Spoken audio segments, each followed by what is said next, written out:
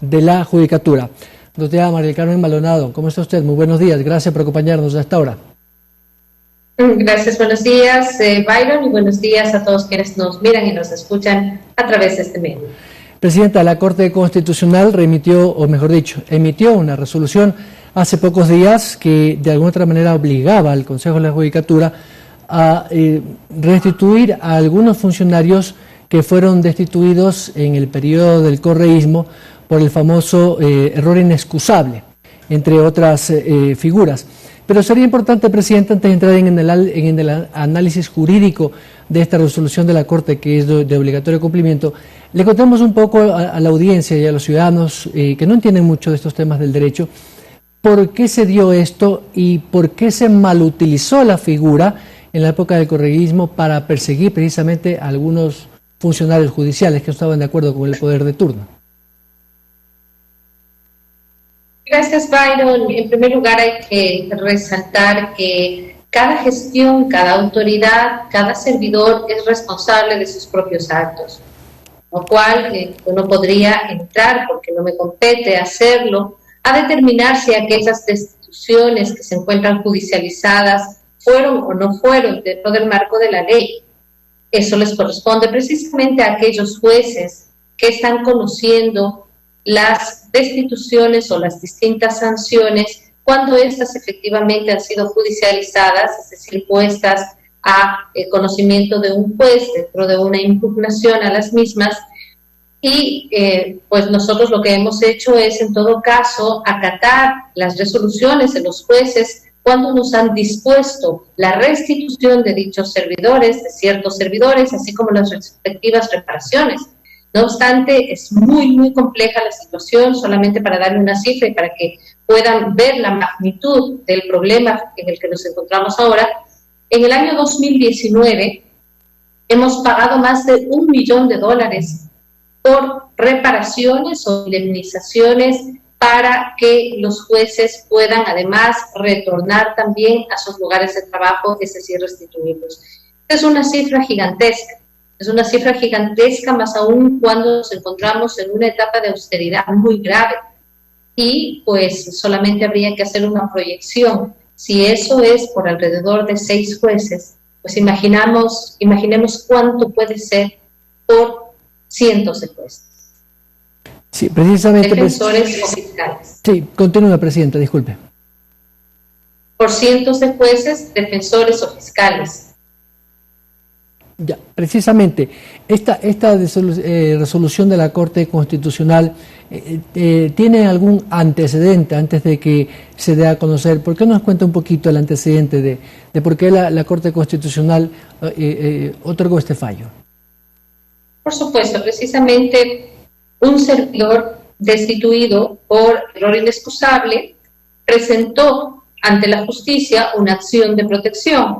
Dentro de la acción de protección, un juez le llega la duda razonable respecto a la constitucionalidad de la figura de error inexcusable, lo que se denomina en términos constitucionales, presenta una acción de consulta de norma. Dentro de la consulta de norma, entonces, hace la respectiva consulta ante el órgano competente, que es la Corte Constitucional, y es desde donde se origina entonces el control concreto de constitucionalidad. Debía ser de la figura de error inexcusable.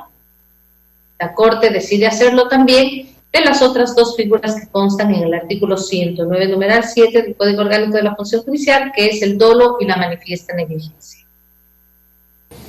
Así es, Presidenta. Más allá de esta situación, esto deja en entredicho, y usted lo había comentado el día lunes en la rueda de prensa, que cuando oficializaron que iban a acatar, iban a pedir una aclaración o una ampliación de la resolución de la Corte.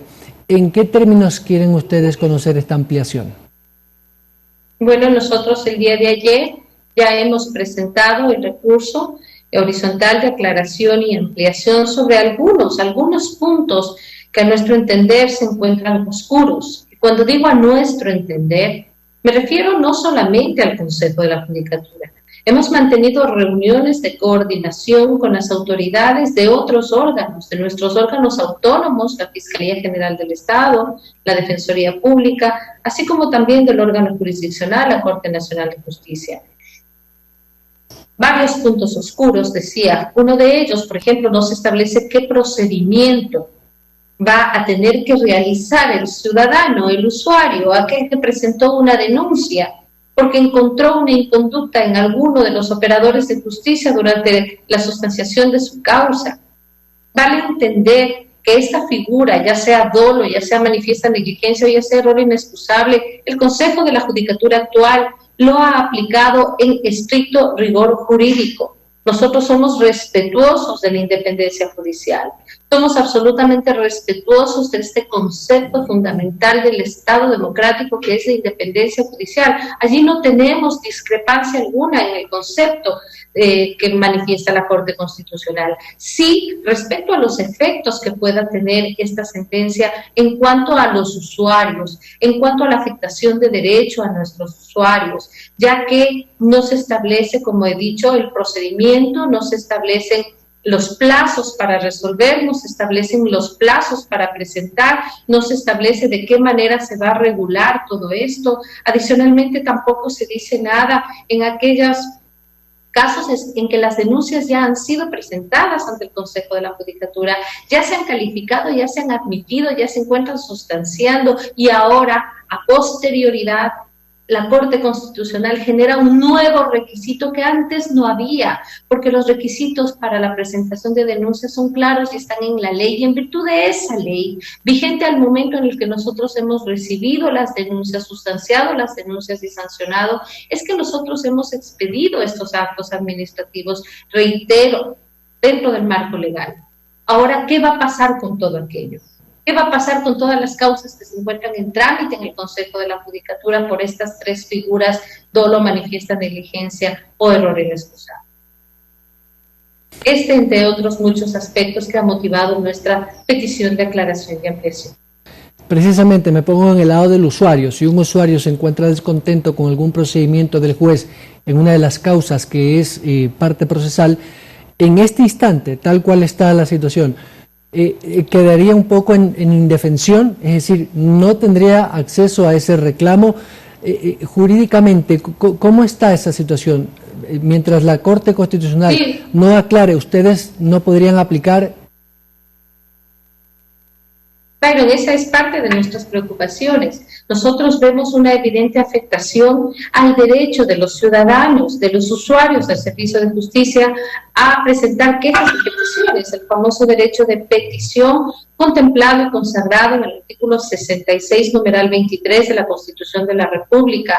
También el derecho de todos los ciudadanos a contar con operadores de justicia probos. La probidad, la debida diligencia, están contemplados como principios de la administración de justicia en la propia Constitución. El artículo 172 es muy claro, pues ese derecho es el que podría verse afectado, porque con este tipo de medida se desincentiva la denuncia. Y nosotros durante nuestro periodo de gestión, desde el primer día, hemos dicho y hemos afirmado: hay buenos elementos en la función judicial, contamos con servidores de carrera y servidores comprometidos a nivel de jueces, fiscales y defensores, que es a nivel de aquellos servidores a quienes aplica este artículo 109, numeral 7. Pero también hay de nosotros, y hemos pedido precisamente a los ciudadanos que nos hagan conocer de aquellas inconductas, incorrecciones de índole administrativa, puesto que nosotros no entramos a las decisiones jurisdiccionales, para entrar en este proceso que lo hemos venido liderando desde la función judicial como órgano de gobierno, este proceso de lucha contra la corrupción interna. Presidenta, por lo tanto, no se podría actuar de manera institucional. Digo esto, ustedes como Consejo de la Judicatura, órgano de gobierno o de la administración de la justicia, ¿no podrían hacer, no sé, alguna resolución interna como para darle una especie de salida momentánea mientras se define la resolución, o mejor dicho, se amplía y se clarifica la resolución de la Corte?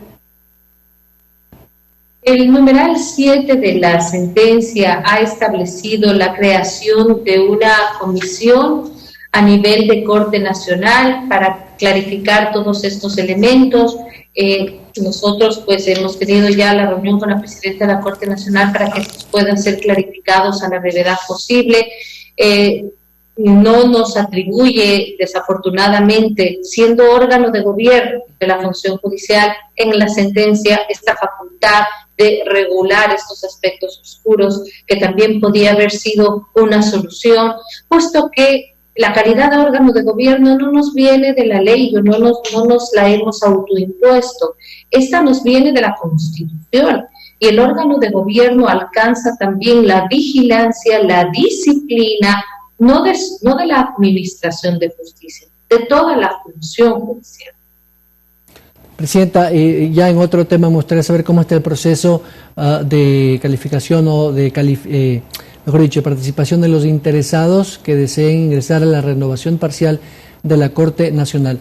El proceso estaba ya en marcha, más allá de que por los plazos y los tiempos tenían que hacérselo, ahora es vía telemática todo, y esto ha dificultado que algunos candidatos puedan acceder o tener todos los documentos que demanda el proceso para presentarlos en línea. ¿Qué información nos puede dar al momento?